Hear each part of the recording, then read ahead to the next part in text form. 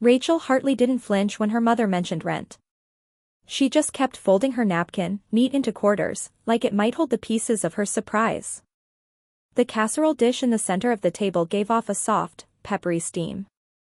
Classical music floated from the radio perched on the windowsill, a violin brushing against a piano in the same way conversation brushed against silence in the Hartley household, barely. Janine leaned forward slightly as she spooned more stuffing onto her husband's plate, as if her comment had been as routine as asking for the salt. Just to help the house run, of course, she added, voice dipped in that practiced sweetness reserved for holiday dinners and neighborhood gossip. Roger cleared his throat but didn't look up from his newspaper.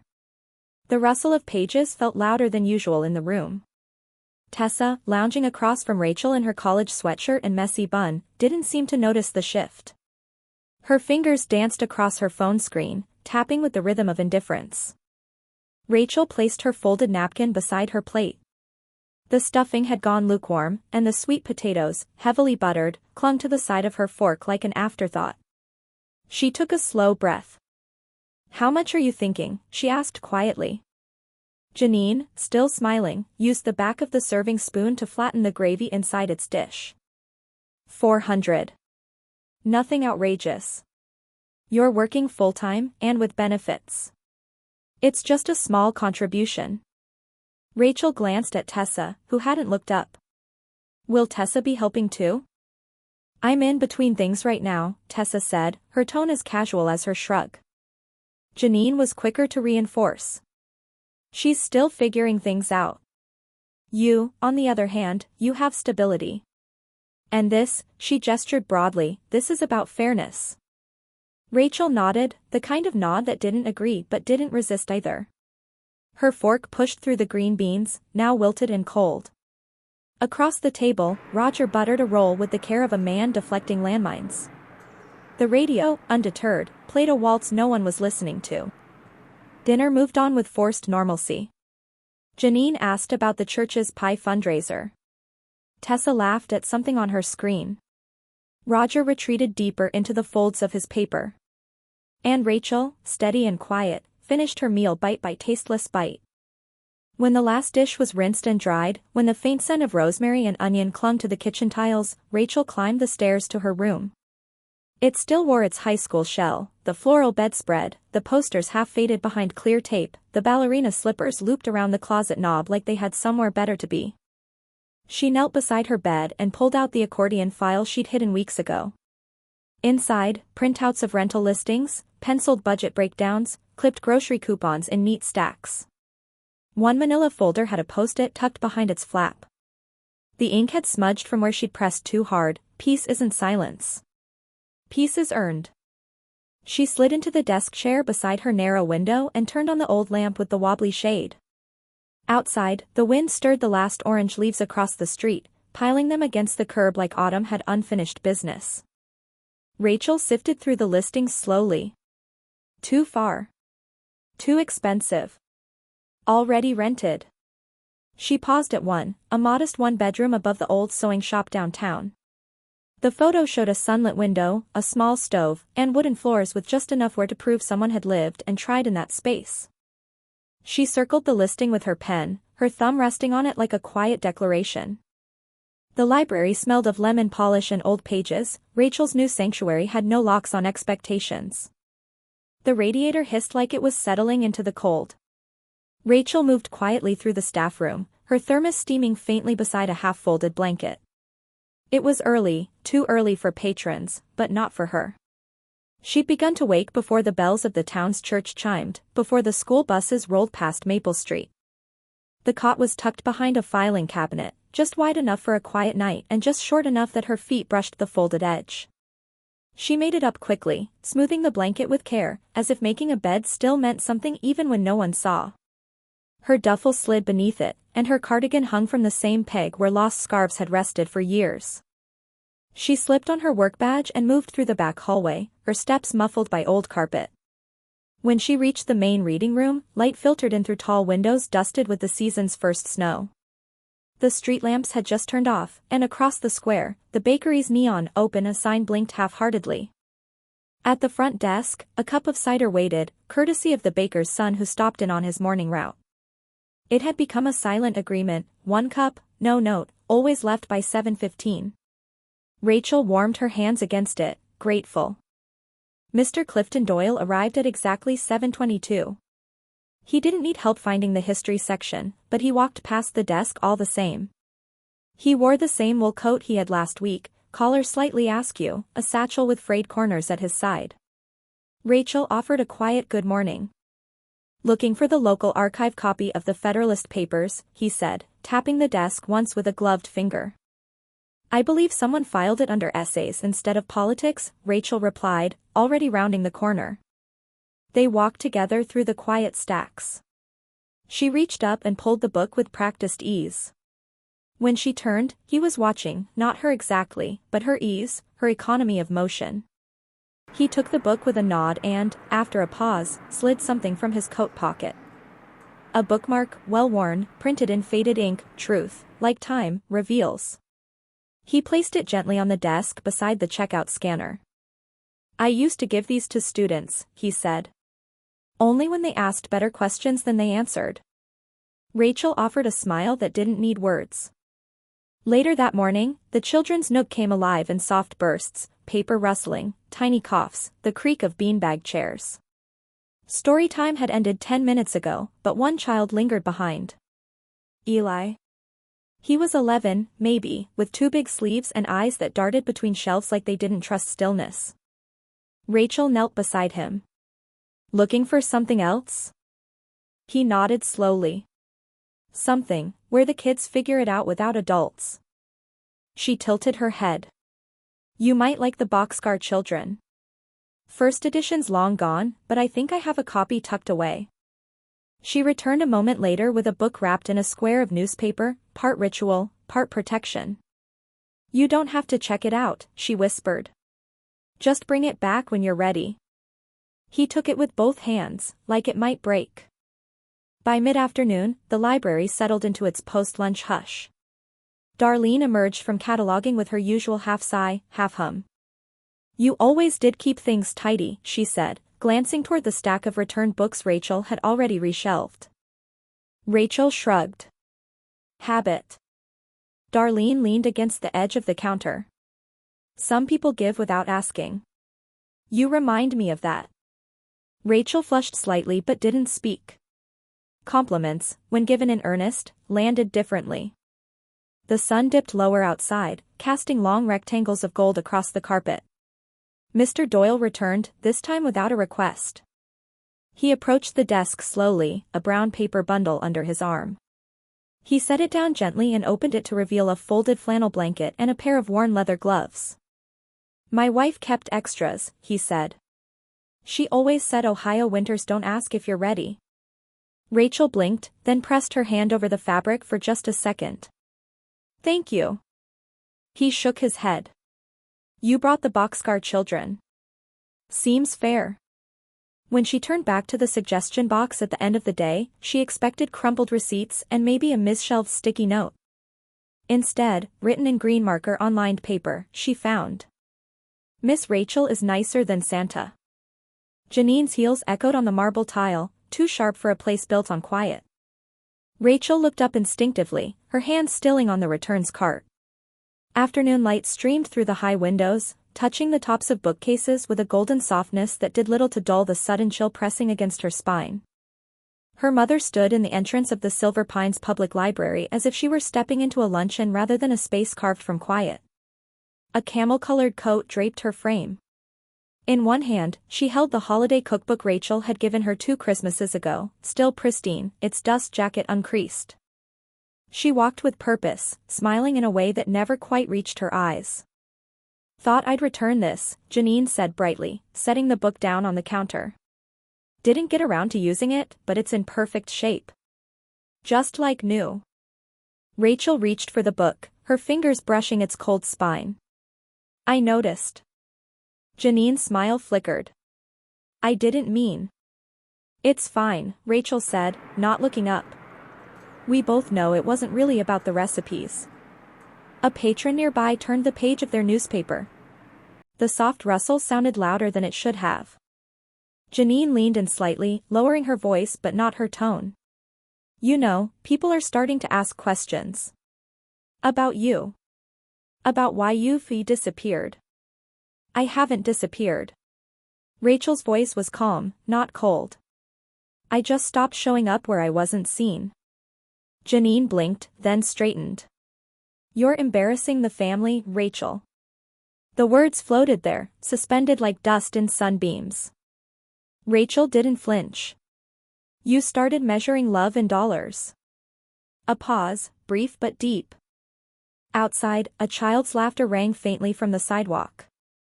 Inside, the library held its breath.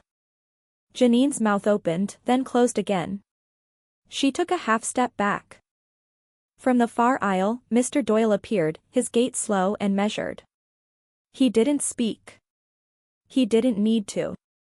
He passed behind Rachel, offered her the smallest of nods, more acknowledgement than any speech could contain, and continued toward the biography section. Janine's gaze followed him, unsettled. Well, she said, smoothing her coat sleeve.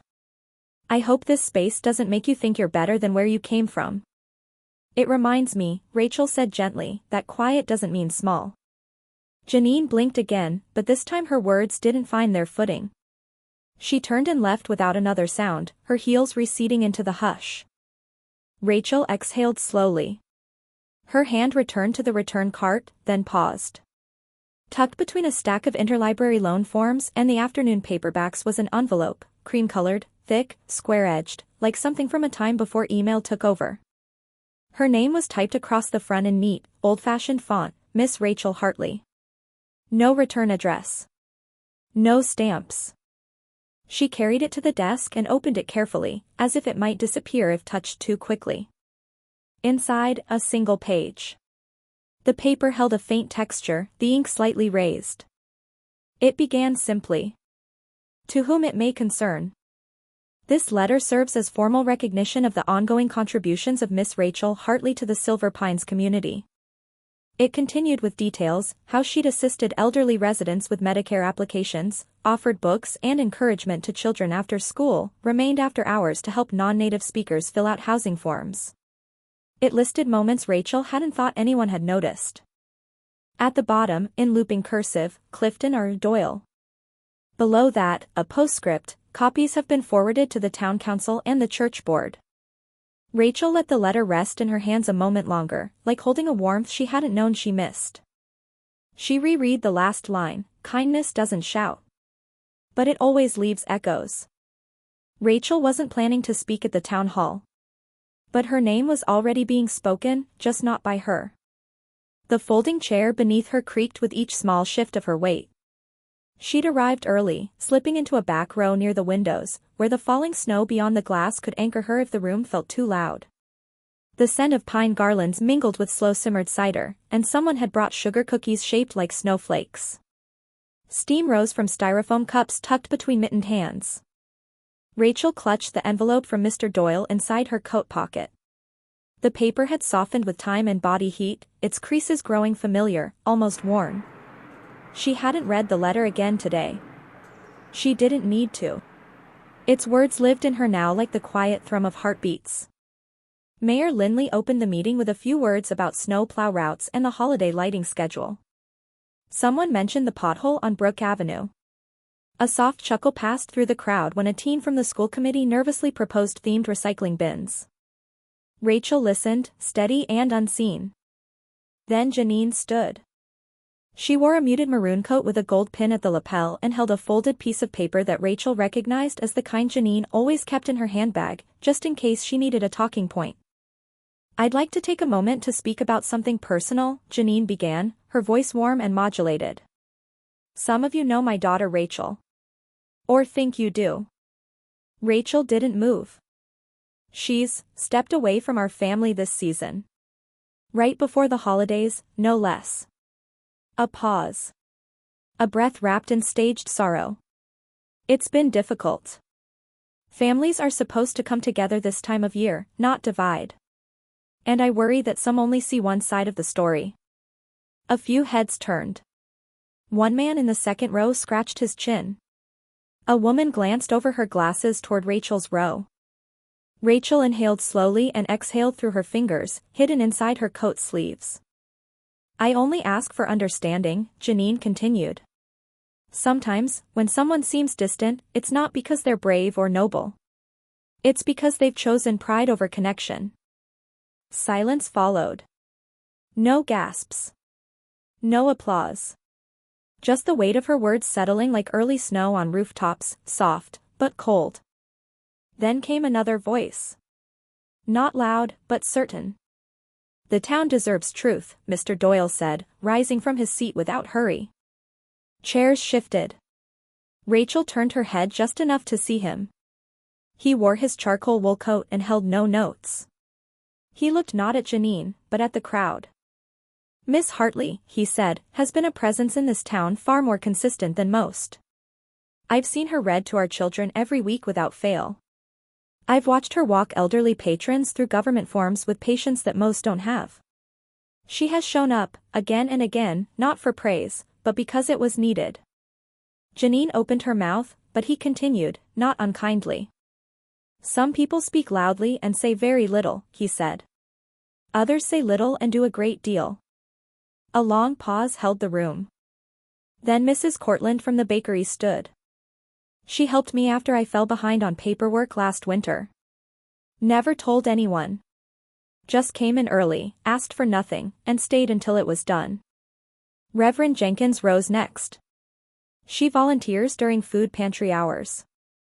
And when the church boiler broke, she brought space heaters from the library. Without being asked. Then came Eli's mother, her voice thinner but no less steady. My son used to skip story time. He told me he felt invisible. Now, he begs to go. He says Miss Rachel makes space for quiet kids. No one looked at Janine anymore. Rachel sat still, hands folded in her lap, breath caught somewhere between disbelief and a strange, swelling warmth that threatened to unseat her. Janine, at the front, slowly returned to her chair. Her gaze didn't meet Rachel's. The pin on her coat caught the light, but nothing else about her sparkled. The meeting rolled on, back to permits and snowfall forecasts. But the room was different now. Not louder. Just clearer. As the chairs began to scrape against the tile and coats were gathered, a woman in a blue cardigan leaned over to Rachel, her voice low but certain. We're launching a kindness initiative, and we think you should lead it. The hearth room smelled like gingerbread and second chances. Rachel stood near the window, adjusting the welcome sign taped to the door. Her handwriting curved across the paper in soft, looping letters, everyone is welcome. Especially you. Snow tapped gently against the glass behind her, tiny pinpricks of winter that softened the corners of the world. Inside, warmth had already begun to settle in like it belonged. The old electric fireplace hummed in the corner, its glow flickering over the mismatched armchairs arranged in a half-circle. Some had floral patterns faded with time, others were plain but generous in their cushions. One bore the faint scent of lavender sachets, the kind tucked into dresser drawers by hands that knew the value of little comforts. From the turntable tucked behind the check-in desk, Nat King Cole's voice spilled into the room, crooning about chestnuts and open fires.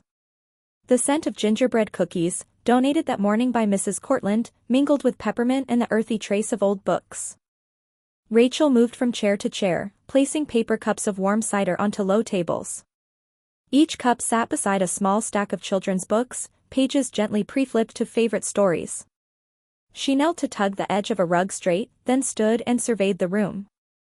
It looked exactly like what she once needed and never found. The door opened with a soft chime.